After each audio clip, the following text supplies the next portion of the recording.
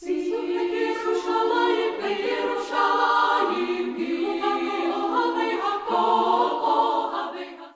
sean ustedes bienvenidos al Centro de Estudios y Comunidad Judía Nazarena de Ere Hashem. Es para nosotros un honor, un placer tenerlos aquí. Hoy vamos a estudiar la parashá Bejaloteja, que significa cuando enciendas. Es la parashá número 36 del año y corresponde a números 8:1 al 12:16. Se compone de 7,055 letras hebreas, 1,840 palabras hebreas, 136 versos y 240 líneas de un rollo de Torah. Cubre los siguientes tópicos: la iluminación de la menorá, la lámpara de los 7 brazos que existía en el templo y en el tabernáculo. Viene también el ungimiento de los levitas, posteriormente la orden de marcha, el incidente de Tavera, que costó la muerte de varias personas, y luego también el rechazo del pan del cielo, del maná, que también costó vidas humanas. Y por último, viene otro detalle sumamente personal para Moisés: la queja que tenía Miriam y Aarón en contra de Moisés. Muy bien, hoy nos vamos a enfocar en esta última. ¿Qué les parece si me acompañan, por favor? Y vamos a abrir nuestras escrituras en Números capítulo 12. Muy bien, y vamos a ver lo que ocurrió en ese incidente. Y hablaron Miriam y Aarón contra Moisés a causa de la mujer cushita que había tomado, porque él había tomado una mujer cushita. Y dijeron: ¿solamente por Moshe ha hablado Hashem? ¿No ha hablado también por nosotros? Y oyólo Hashem. Y aquel varón, Moshe, era muy manso, más que todos los hombres que había sobre la tierra. Y luego que Hashem dijo a Moisés y a Aarón y a María, o Miriam: salid vosotros tres al tabernáculo del testimonio, y salieron ellos tres. Entonces Hashem descendió en la columna de la nube y púsose en la puerta del tabernáculo y llamó a Aarón y a Miriam, y salieron ellos. Y él les dijo: oíd ahora mis palabras. Si tuvieres profeta de Hashem, le apareciera en visión, en sueños hablaré con él. No así con mi siervo Moisés, que es fiel en toda mi casa. Boca a boca hablaré con él, y a las claras, y no por figuras. Y verá la apariencia de Hashem, porque pues no tuviste temor de hablar contra mi siervo Moshe. Entonces el furor del Eterno se encendió contra ellos y se fue. Y la nube se apartó del tabernáculo, y he aquí que Miriam era blanca como la nieve. Y miró a Aarón a Miriam, que tenía zarat, y dijo Aarón a Moshe: ah, Señor mío, no pongas ahora sobre nosotros pecado, porque locamente lo hemos hecho y hemos pecado. No sea ella ahora como el que sale muerto del vientre de su madre, consumida la mitad de su carne. Entonces Moshe clamó a Hashem diciendo: ruégote, oh Hashem, que la sanes ahora. Respondiendo Hashem a Moshe, dijo: pues si su padre hubiera escupido en su cara, ¿no se avergonzaría por 7 días? Sea echada fuera del real por 7 días y después se reunirá. Y así Miriam fue echada del real 7 días, y el pueblo no pasó adelante hasta que se le reunió Miriam. Muy bien. Vamos a analizar todo este detalle y vamos a verlo en varias perspectivas. Muy bien. Primeramente, ¿quién fue la instigadora o el instigador? Observen el orden. Normalmente, ¿cómo sería el orden?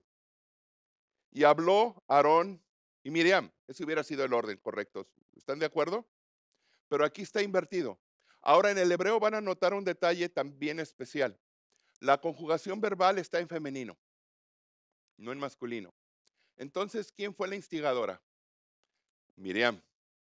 Miriam. Ahora, ¿cuál fue el verdadero motivo? El hecho de que Moshe se hubiera casado con una mujer cuchita,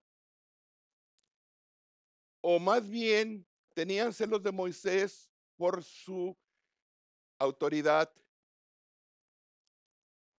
profética. Pero ¿cuál fue la reacción del Eterno?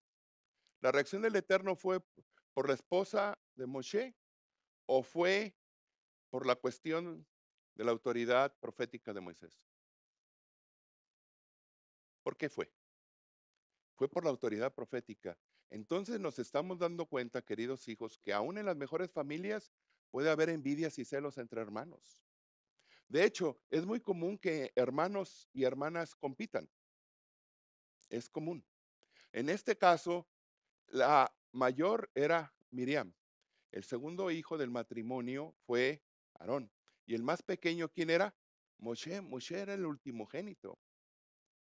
Pero aquí se invierten los papeles. El líder de la familia era ahora Moshe, no era Miriam ni Aarón.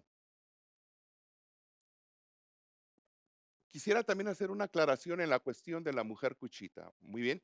No significa que Moisés tomó una segunda mujer. No significa eso, ¿ok? Cuchita ha sido un término un poquito difícil de explicar. Uno da, una traducción es que Cush es Etiopía. Por eso en Reina Valera ven que dice que es una mujer etíope. Pero hay otro detalle. Cush también era parte de Madián. O sea, había otro lugar en el norte de Arabia que se llamaba Cush. ¿Y de dónde era Zipora? ¿De dónde era? De Madián. Muy bien. Entonces, si ella nace en Madián y había un lugar en Madián que se llamaba Cush, ¿aplica a ella? Sí, muy bien. Ahora, hablemos fríamente. ¿Había un poco de racismo? ¿Por qué se casó con una mujer cuchita habiendo tanta mujer judía aquí? ¿Cómo ven ustedes? Se infiere, ¿verdad? Se siente eso también que está ahí subterráneamente. También algunos rabinos dicen que cuchita no significa un gentilicio, no significa que viene de cierto lugar, sino que significa que era una mujer hermosa. Y obviamente ustedes han visto la belleza árabe, la belleza del Medio Oriente, es muy atractiva. La mujer del Medio Oriente es sumamente guapa. Podría también aplicar esto. Pero como sea el caso, inmediatamente ellos pasaron a la cuestión profética. Y fíjense qué es lo que ellos plantean. Solamente por Moshe ha hablado el Eterno, no ha hablado también por nosotros. Y aquí viene algo como un paréntesis, y lo oyó el Eterno. ¿Por qué dice y lo oyó el Eterno? ¿Qué acaso el Eterno no oye todo? ¿Por qué tiene que aparecer aquí la palabra y lo oyó el Eterno?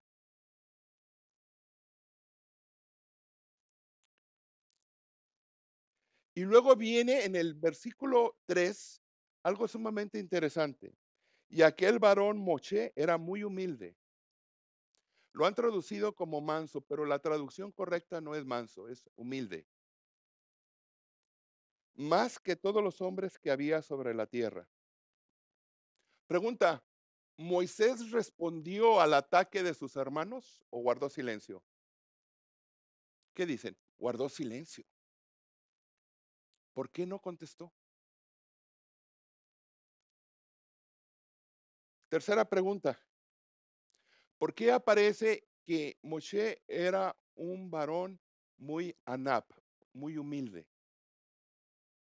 ¿No sería mejor poner esta declaración al final de su vida como para cerrar toda su experiencia profética al final de su vida en el libro de Deuteronomio que dijera, y Moisés sirvió al Eterno y era el varón más humilde de la tierra? ¿Por qué aquí está intercalado?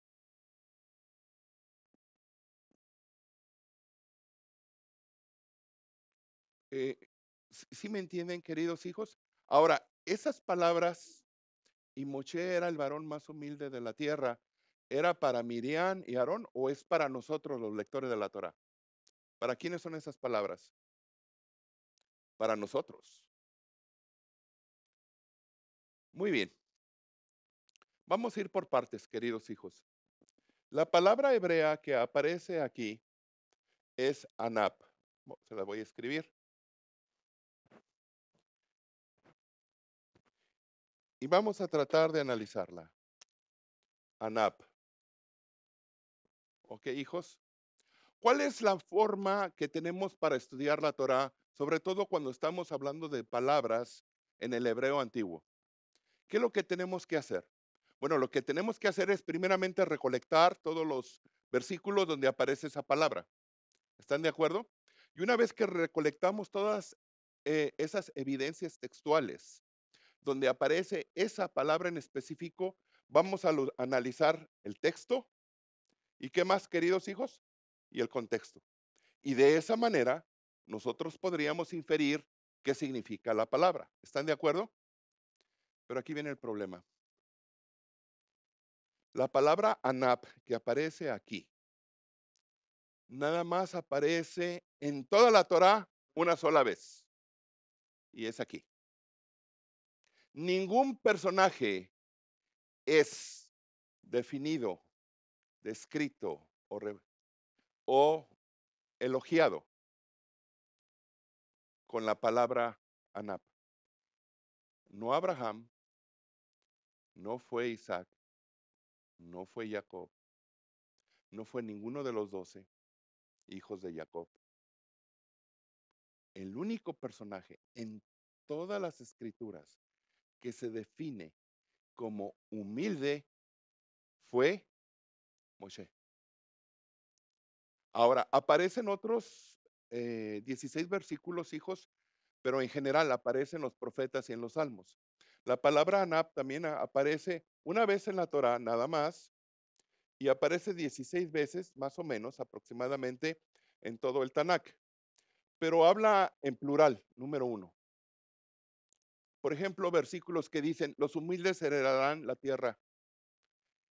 Como ustedes pueden ver, es muy genérico. No dice nada de un personaje en especial. No dice, por ejemplo, David era Anab, era humilde. No dice Salomón o Jeremías o Isaías o Daniel o Ezequiel. No habla de eso. El único personaje en las escrituras que aparece con Anab es Moshe. ¿Por qué? Y aquí viene varias palabras. Primera pregunta, ¿qué significa la palabra humildad en el contexto bíblico? Segunda pregunta, ¿qué significa ser humilde? Tercera pregunta, ¿cómo se puede desarrollar esta característica? No nacemos con ella, tenemos que trabajarla. ¿Están de acuerdo? Muy bien. ¿Por qué esta virtud es tan importante? ¿Por qué el Eterno describe a Moisés con la palabra humildad? ¿Por qué no dice inteligente, fuerte, valiente, de bonita figura, con voz hermosa, talentoso, etcétera? ¿Por qué él lo define como humilde? ¿Por qué solamente Moisés es elogiado con esta virtud? Sexta pregunta, ¿por qué se menciona esta palabra justamente en medio de una discusión sobre el profetismo hebreo? ¿Han notado eso? O sea, en medio de una discusión sobre el profetismo hebreo, sale esta palabra. No sale antes, no sale después. ¿Por qué no se dijo al final de su vida? Como ya lo dijimos. Sería muy bonito, ¿verdad? Y Moisés, gran siervo del Eterno, vivió 120 años y murió y fue el hombre más humilde de la tierra. ¿No les parece a ustedes un cierre hermoso de una vida? No es así.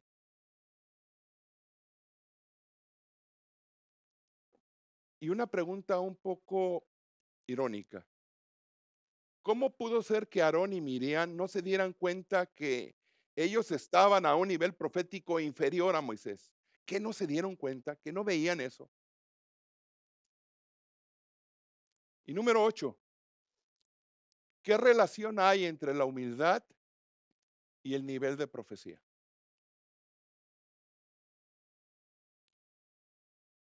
Muy bien.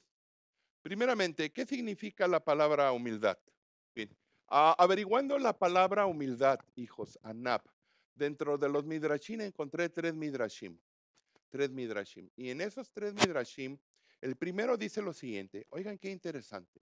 Dice, la humildad es la virtud básica, la plataforma, la madre de todas las virtudes, porque solamente a partir de ella es posible construir todas las demás virtudes.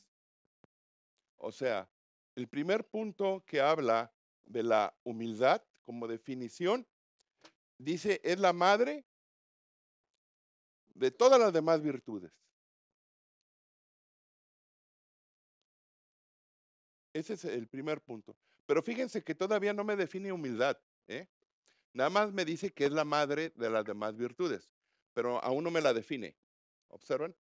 Vamos a ver una segunda opción de otro midrash.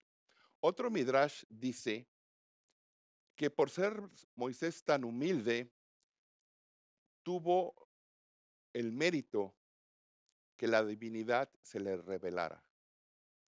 Aquí ya está interesante.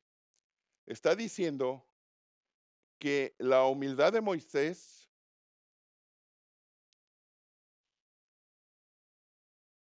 hizo que el Eterno se le revelara. O sea, ¿tiene que ver el profetismo hebreo con la humildad? Sí, aquí ya la está conectando, pero todavía no me la define. ¿Observan? Me está dando cosas importantes, elementos, características, pero aún no me la define. Tercer midrash. Dice que la humildad es la cualidad necesaria para alcanzar el nivel de profecía. En pocas palabras, si no hay humildad, no hay qué profecía. Pero no me la definieron. O sea, me dijeron que la humildad es la base, la madre de todas las virtudes. Me dijeron que la humildad de Moisés hizo que el Eterno se le revelara. Me dijeron también que la humildad atrae o lleva consigo el don de profecía. Pero aún así no nos dice qué es humildad. Muy bien. Les voy a dar la definición de humildad. Primeramente la definición castellana, si desean ustedes tomar nota. Es la virtud que consiste en el conocimiento de las propias limitaciones y debilidades. Y es obrar de acuerdo con este conocimiento. En otras palabras, humildad es autoconocimiento. Entonces, queridos hijos, una persona que es arrogante, ¿verdaderamente se conoce? No se conoce. Porque la humildad se origina en el autoconocimiento. Tus limitaciones y tus virtudes, tus capacidades y tus debilidades. Pero esa es la definición castellana, no es la definición bíblica.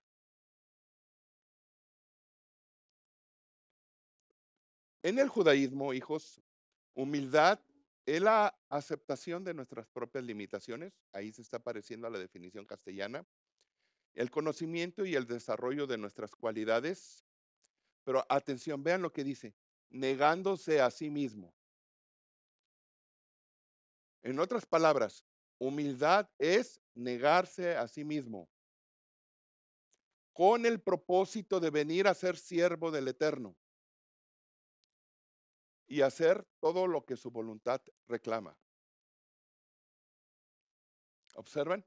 O sea, se parece a la castellana, inicia igual, pero añade una cuestión muy ética, muy moral, muy teológica. Negarse a sí mismo para venir a ser ¿qué? Siervo del Eterno. ¿Y qué más? Y hacer todo lo que el Eterno reclama o pide.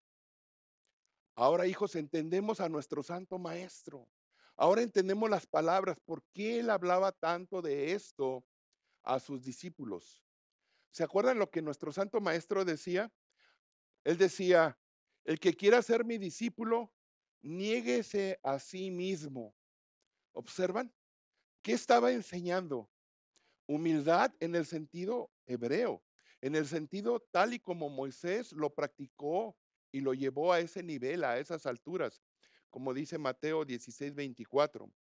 Ahora observen también un discípulo de Yeshua, Rab Shaul, Pablo. Fíjense estas palabras tan hermosas. Con el Mesías estoy juntamente crucificado y ya no vivo yo, sino Yeshua vive en mí. Y lo que ahora vivo en esta mi carne se parece a las palabras de Job, ¿se acuerdan? Lo vivo en la fe del Ben Elohim, del Hijo de Dios, el cual me amó y se entregó a sí mismo por mí. ¿De qué están hablando estas dos declaraciones, tanto de Yeshua como de Rayab Shaul? De humildad, de negarse a sí mismo. Muy bien. Ahora, esto explica, queridos hijos, por qué Moisés alcanzó tal nivel de profecía. Solamente un profeta como él pudo hablar con el Eterno cara a cara. Ahora aquí viene algo interesante. ¿Por qué nada más Moisés pudo hablar con el Eterno a cara y los demás profetas hablaron con el Eterno a través de visiones o sueños? Muy bien, vamos a verlo de esta manera.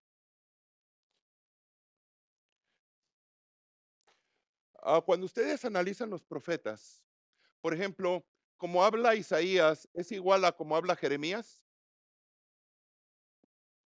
¿Por qué no? Si supuestamente y seguramente, y estamos de acuerdo y lo aceptamos con perfecta fe, que ambos están dando palabras del Eterno. ¿Están de acuerdo? Pero la forma en que habla Jeremías es diferente a la de Isaías. Isaías es más poético.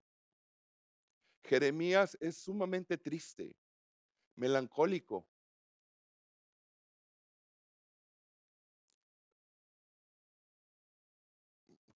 Quiere decir, queridos hijos, que cuando el Eterno le habla a un profeta, 99% son palabras del Eterno, ¿verdad? Pero 1% de esa profecía lleva la personalidad, la mentalidad, la vivencia del profeta. Por eso vemos que el lenguaje de Jeremías, de Ezequiel, de Daniel, de Miqueas, etcétera, es diferente a los demás profetas. Muy bien,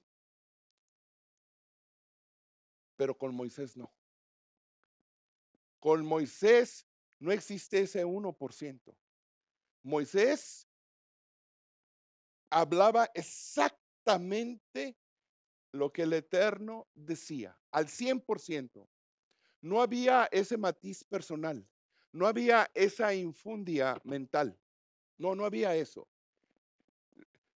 Les voy a poner un ejemplo. ¿Cómo empieza Génesis 1:1? ¿Recuerdan?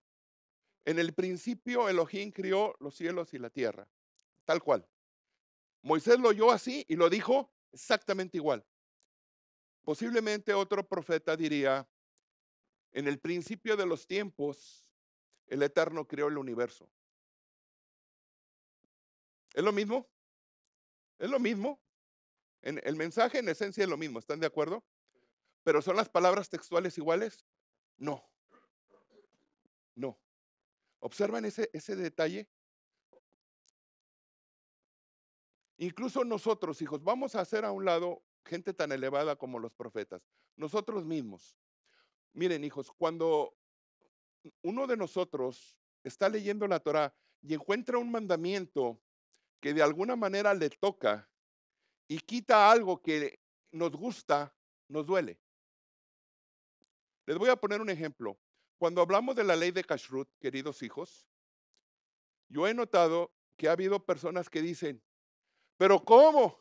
Pero el cerdo es muy rico y ahora ya no es como antes, ahora los vacunan, tienen tratamiento veterinario, el cerdo ya no contamina, ya no provoca infecciones como antes. Antes sí, no había refrigeradores, hoy no.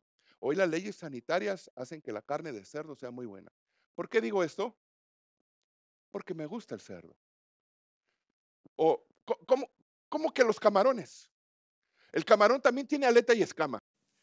Estaba hablando hace algunos años con un pastor y llegamos al mandamiento de encender eh, las velas de Shabbat.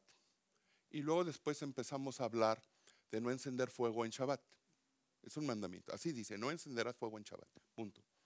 Y él dijo, güey, ay no, more, por favor. Es que eso era antes. Antes había que ir al cerro, traer leña, cortarla, acomodarla, con un pedernal encender una chispa, y una vez que obtiene una chispa crea una ámbar, y una vez con esa ámbar crea un rescoldo, y con ese rescoldo usted encendía su fuego. Era un problema, era mucho trabajo. Ahora, ¿qué nos cuesta nomás llegar a la estufa y hacer esto? ¿Qué cuesta? Además, ahora el mandamiento se interpreta espiritualmente. Significa no encender chismes ni tener problemas en Shabbat. Ningún problema se debe hablar en Shabbat. Debemos estar callados, sonrientes, amando a nuestros hijos y a nuestras esposas y siendo amigables con nuestros amigos. Cero chismes, cero problemas. Eso quiere decir el mandamiento. Mi amor, prende la estufa porque quiero comer. ¿Qué hice? Torcí. ¿Por qué torcí el mandamiento, queridos hijos? Porque me convenía, porque chocaba con lo que a mí me interesaba. Muy bien. Ahora, he de decirles, hijos, que personas de la talla de los profetas también tuvieron esta lucha que nosotros tenemos. No crean que ellos eran seres venidos del cielo, envueltos en polvo de nubes. Ellos también sufrían. Les voy a dar unos versículos que les van a poner a pensar. Vean esas palabras, vean el dolor. Moisés experimentó esto también. Jeremías, cuando tuvo que predecir la destrucción de su pueblo, el castigo de su pueblo, ¿lo hizo con felicidad o le dolió en el alma? Le dolió en el alma. Vean esas palabras de nuevo. Oh, si mi cabeza se hiciese aguas y mis ojos fuentes de lágrimas, para que llore día y noche por los muertos de la hija de mi pueblo. Oh, quien me diese en el desierto un albergue de caminantes, para que dejase a mi pueblo y de ellos me apartase, porque todos ellos son adúlteros, congregación de prevaricadores. Y Jeremías tuvo que decir eso. Y vamos a ver unas palabras aún más dolorosas. Jeremías 20 del 14 al 18. Se supone que de acuerdo a lo que nosotros entendemos con el camino del Eterno es que te va a ir bien, puedes pedir el automóvil de lujo que quieras, vas a ser millonario, todo te va a ir bien, vas a vivir en una burbuja, para de sufrir. No lo vemos eso. Imagínense que un hombre diga, y no cualquier hombre, no cualquier hombre, un hombre de Dios diga, maldito el día en que nací, el día en que mi madre me dio a luz, no sea bendito, maldito el hombre que dio nuevas a mi padre y lo alegró y diciendo, te nació un niño varón. ¿Por qué el Eterno no me mató en el vientre de mi madre? ¿Por qué no fue el vientre de mi madre mi sepulcro? ¿Para qué? ¿Para que yo vea trabajo y dolor y mis días sean como afrenta? ¿Para eso? ¿Cuál es el nivel emocional de este profeta? Una depresión horrible. Recuerden esto, y este es el papel del profeta, hijos. El profeta es señalar los males de su pueblo.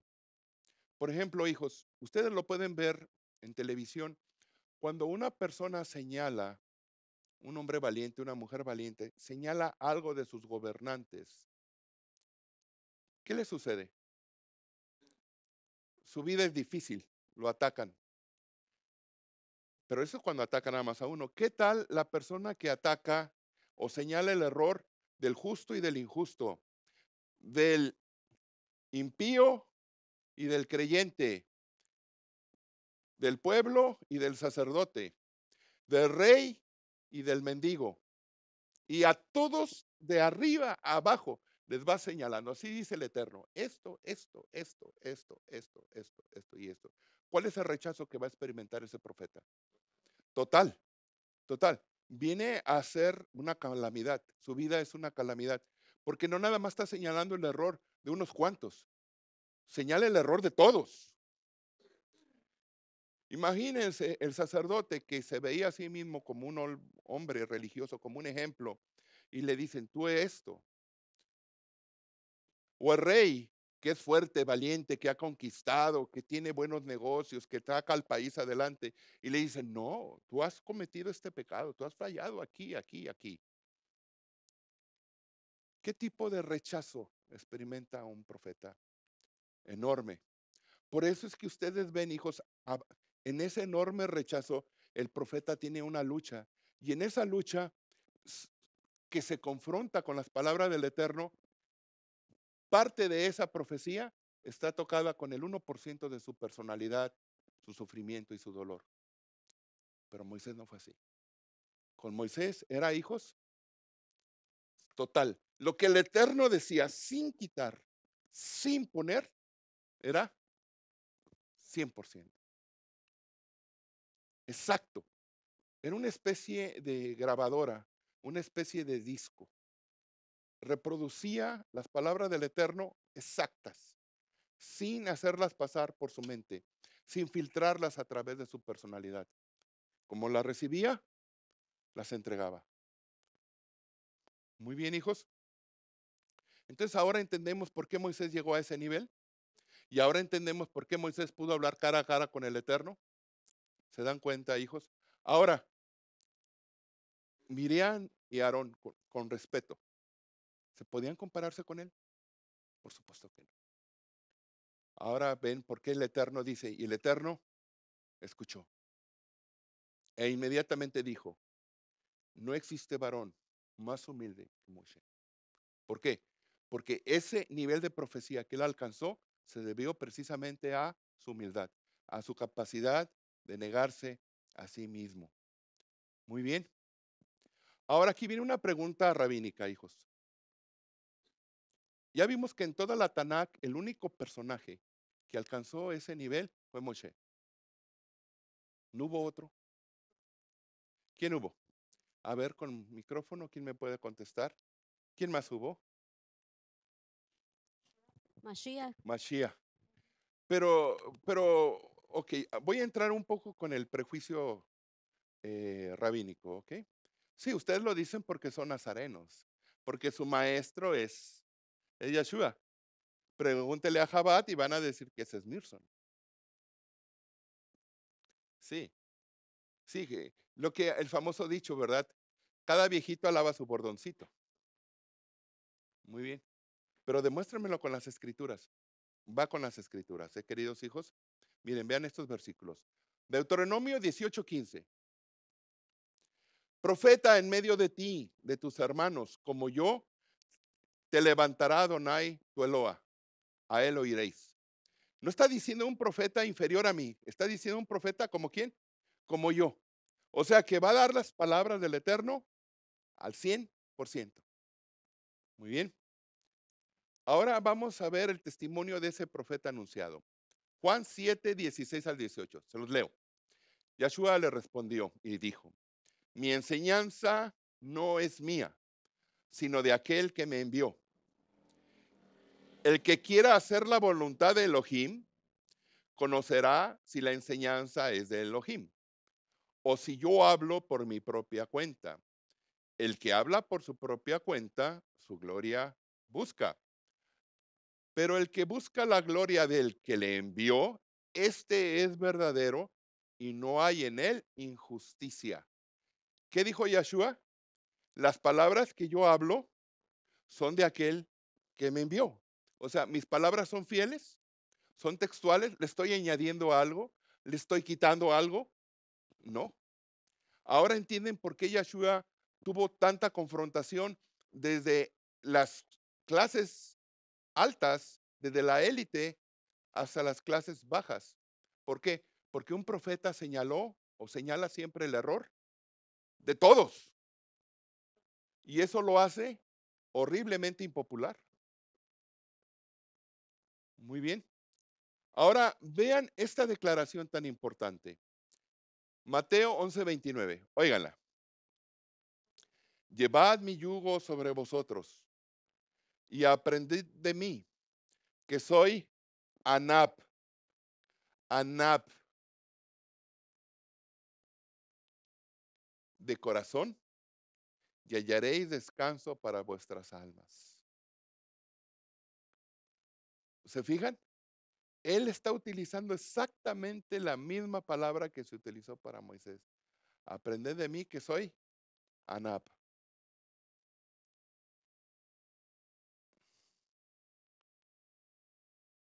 Muy bien. Ahora, hijos, usted dice, bueno, More, qué bien, qué bien. Casi me hace llorar, More. Lo felicito. Qué bonita enseñanza. Qué bien. Pero eso a mí de qué me sirve. Honestamente, a mí de qué me sirve. Yo no soy como Moisés. Yo soy un hombre cualquiera. Soy un hijo de vecino. Con trabajo sé mi pie derecho y mi pie izquierdo. Me aprendo un versículo y se me olvidan cuatro. Oro cuando puedo y cuando tengo necesidad. Fallo al Shabbat si tengo compromisos familiares o si me conviene. ¿A mí de qué me sirve esto? Voy a dar unos textos hermosos, hermanos, para que vean ustedes que si nosotros empezamos a aprender, a practicar humildad en nuestras vidas, el crecimiento y la recompensa es grande. Vean, si se humillare mi pueblo, sobre el cual mi nombre es invocado, y oraren, y buscan mi rostro, y se convierten de sus malos caminos, entonces yo iré desde los cielos y perdonaré sus pecados y sanaré su tierra. Segundo libro de Crónicas 7:14. ¿Te fijan qué palabras tan hermosas? Si mi pueblo que mi nombre invoca se humilla y mi rostro busca en oración, del cielo oiré su ruego y perdonaré su pecado. Les voy a dar ahora otra cita. Miqueas 6:8. Ya te ha declarado el Eterno lo que es bueno. Ya te ha dicho lo que espera de ti el Señor. Practica la justicia, ama la misericordia y sé humilde ante Él. De nuevo, humilde ante Él. ¿Observan? Y esto no se lo está diciendo al judío, se lo está diciendo a la humanidad entera. Proverbios 22:4 dice, recompensa de la humildad y del temor del Señor son las riquezas, la honra y la vida. ¿Quieres tener riquezas? ¿Quieres tener honra? ¿Quieres tener larga vida? Practica la humildad. Otro texto, Salmo 37:11. Porque los humildes heredarán la tierra y se recrearán con abundancia de paz. ¿Se fijan? Entonces, hijos, nos estamos dando cuenta que la práctica de la humildad nos acerca al eterno y nos acerca al reino de los cielos y nos acerca al cumplimiento de las profecías. Ahora entendemos, hijos, por qué la virtud más buscada en todo el Tanakh es la humildad, porque es la llave, es la puerta que nos abre a todas las demás virtudes. Ahora entendemos por qué en el movimiento nazareno era casi una mantra, algo repetitivo que se hablara de humildad. Ahora entendemos por qué. Porque recuerden, ¿cuál fue la generación que dio tantos sadiquín al mundo? La generación de Yeshua, ¿recuerdan? Nunca hubo tantos sadiquín en la época del segundo templo más que en la generación de Yeshua. Por supuesto, en la época del Tanakh también hubo generaciones maravillosas. Pero fue en la generación de Yeshua donde hubo muchísimos sadiquim. Ocurrían milagros día y noche. Les voy a leer unas citas. Miren, Marcos 9:35. Entonces Yeshua se sentó, llamó a los 12 y les dijo, si alguien quiere ser el primero, sea el último de todos y el servidor de todos. ¿Qué les estaba diciendo? Sean humildes. Filipenses 2:3. Vamos a ver lo que dice Rab Shaul a las congregaciones gentiles que estaban en proceso de conversión. No haga nada por egoísmo o vanidad. Más bien, con humildad, consideren a los demás como superiores a ustedes mismos. Porque ¿qué nos hace la soberbia? Creernos superior a los demás. Soy más inteligente, soy más joven, soy más bello, soy más rico, tengo mejor empleo, manejo un carro mejor, vivo en una casa más bonita, no estoy tan enfermo como fulano o fulana. Siempre el deseo de ser mejor que alguien. Y sin embargo, dice la enseñanza nazarena, no hagan nada por egoísmo o vanidad, más bien háganlo todo con humildad. No se crean superiores a nadie. Jacob dijo en el capítulo 4, versículo 10, conocido como Santiago malamente, dice, humíllense delante del Señor y Él los exaltará. Humíllense delante del Señor y Él los exaltará. Santiago 4:10. Romanos 12:16.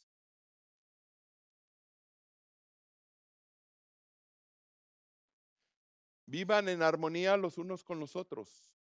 No sean arrogantes, sino háganse solidarios con los humildes. No crean ser los únicos que saben. ¿Se han fijado que cuando llegamos al conocimiento nazareno, algunos nos hemos inflado de soberbia y nos creemos que estamos apenas un poco abajo de Moisés? ¿Y qué dice la tradición nazarena? No se crean. Por último, Colosenses 3:12. Por lo tanto, como escogidos de Elohim, santos y amados, revístanse de afecto entrañable, de bondad, humildad, amabilidad y paciencia. Ahora ustedes me preguntarán, More, denos ejemplos de humildad. Ser amable, gracias, por favor.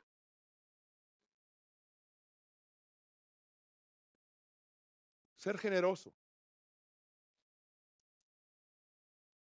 no ser cruel, no compararse, tratar a todos por igual. Y esos muchos otros ejemplos.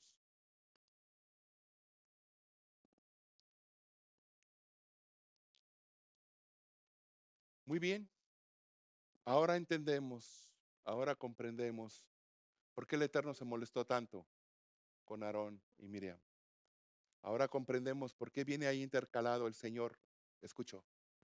Ahora comprendemos por qué dice, no hubo varón más humilde, no dice humilde, más humilde sobre la tierra que Moshe. Y también la predicción para nuestro santo maestro, profeta como yo, uno igual que Moisés, igual de humilde, igual que llevó las palabras textuales, lo que él oyó en los cielos fue lo que nos impartió. Muy bien, mis hermanos, si les gustó este humilde mensaje, por favor compártanlo, eso nos ayudaría a llegar a muchísimas personas y que el Eterno les bendiga y shalom.